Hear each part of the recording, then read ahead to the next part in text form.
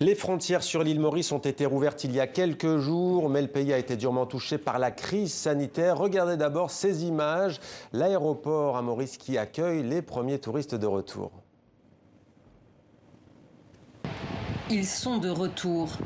Ces passagers viennent d'atterrir à Port-Louis, capitale de l'île Maurice. Des touristes chaleureusement accueillis et ravis.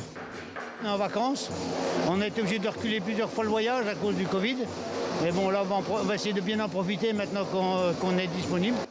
Si les voyageurs non vaccinés doivent continuer à respecter une période de quarantaine de 14 nuits dans un hôtel certifié, depuis le 1er octobre, les visiteurs étrangers présentant un schéma vaccinal complet peuvent de nouveau profiter librement de l'île et de ses paysages paradisiaques, à condition d'avoir été testé négatif au Covid et souscrit une assurance. Des restrictions assouplies, un soulagement pour les professionnels du secteur, qui représentent 25% du PIB, 100 000 familles en dépendent pour vivre. Ça faisait tellement de temps que nous attendions ce jour-ci. Et donc, effectivement, depuis plusieurs mois et surtout ces dernières semaines, nous avons mis en place toutes les équipes pour pouvoir de nouveau remettre l'hôtel dans des conditions parfaites et optimales pour pouvoir accueillir effectivement nos premiers clients. Une réouverture au monde rendue possible grâce à la campagne vaccinale locale selon les autorités. 68% de la population ont reçu 2 doses, un taux parmi les plus élevés au monde. Après un pic de contamination au mois d'août, le nombre de cas a nettement chuté. Avec le retour des touristes, certains craignent une nouvelle vague. Et un homme a pour défi justement de relancer ce secteur. Il est notre invité. Bonsoir Stéphane Obegado.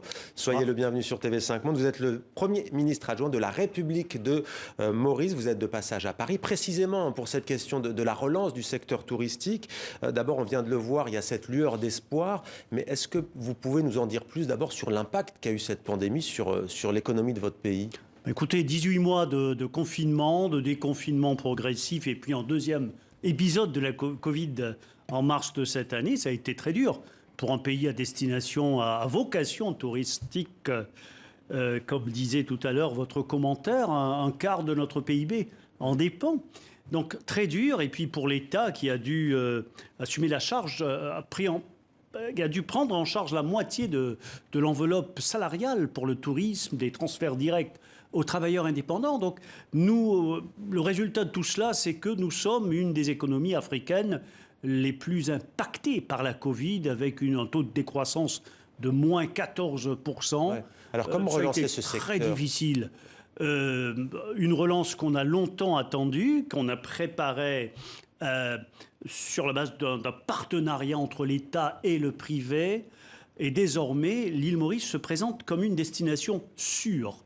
Nous offrons une bulle vaccinale aux touristes, puisque toute la chaîne du tourisme est vaccinée. Le personnel de la compagnie d'aviation nationale Air Mauritius jusqu'aux établissements hôteliers. Après la vaccination obligatoire qui s'étend dans différents secteurs de la vie sociale, économique du pays. Mais il y a cette inquiétude quand même de celles et ceux qui travaillent dans ce secteur, que les touristes ne reviennent pas.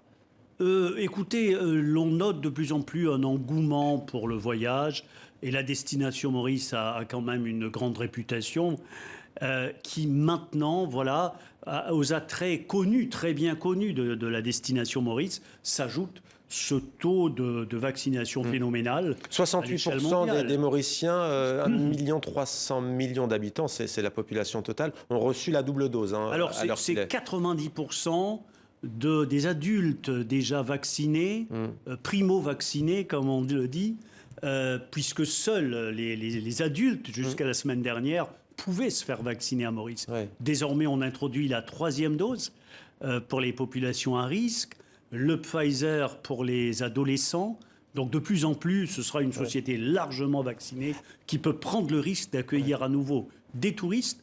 Et nous nous soucions bien évidemment de la sécurité sanitaire aussi des touristes que nous allons accueillir. Est-ce que cette pandémie, c'est dur à dire, mais est-ce que ce n'est pas aussi l'occasion pour vous, l'île Maurice, la République de Maurice, de revoir un tourisme de masse, peut-être pas maintenant, mais est-ce que vous pourrez en faire l'économie, tourisme de masse qui nuit notamment à la forêt? On sait que les Mauriciens sont très préoccupés par la question environnementale. Vous avez tout à fait raison, nous n'avons jamais voulu d'un tourisme de masse. Et cette période de confinement aura été l'occasion à l'industrie de se restructurer. Nous nous tournons de plus en plus vers un tourisme plus vert, avec un personnel autrement formé.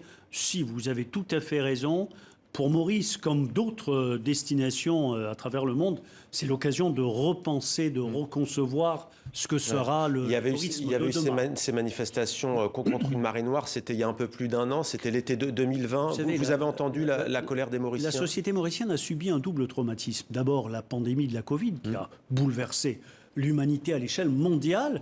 Et puis à Maurice, nous avons eu la malchance, pendant cette période exceptionnelle où pendant 10 mois, on n'a pas connu la Covid à Maurice, on a eu cet incident malheureux où un pétrolier est venu s'échouer. Vous êtes vu reprocher de ne pas avoir dit toute la vérité, en fait. Comment dites-vous? Apparemment, d'après les manifestants, de ne pas avoir été écoutez, 50 ans de cela, la Moco Cadiz, en France, près des côtes de la Bretagne, on disait la même chose.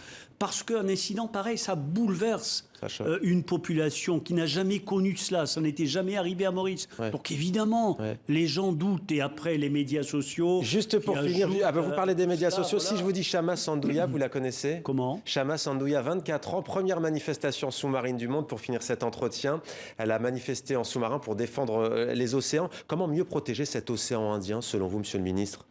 En agissant de concert avec d'autres îles. C'est pour cela qu'à l'occasion de la COP26, on la voit, c'est cette jeune femme. La déclaration de Glasgow pour l'action climatique dans le tourisme. Et c'est une question d'importance capitale pour les petits États insulaires, dont Maurice. Avec la montée des eaux qui menace. Merci beaucoup à vous, Steven Obegado, d'avoir répondu à nos questions. Je rappelle que vous êtes le premier ministre adjoint de la République de Maurice. Au plaisir de vous accueillir bientôt à Maurice. Merci beaucoup. Merci.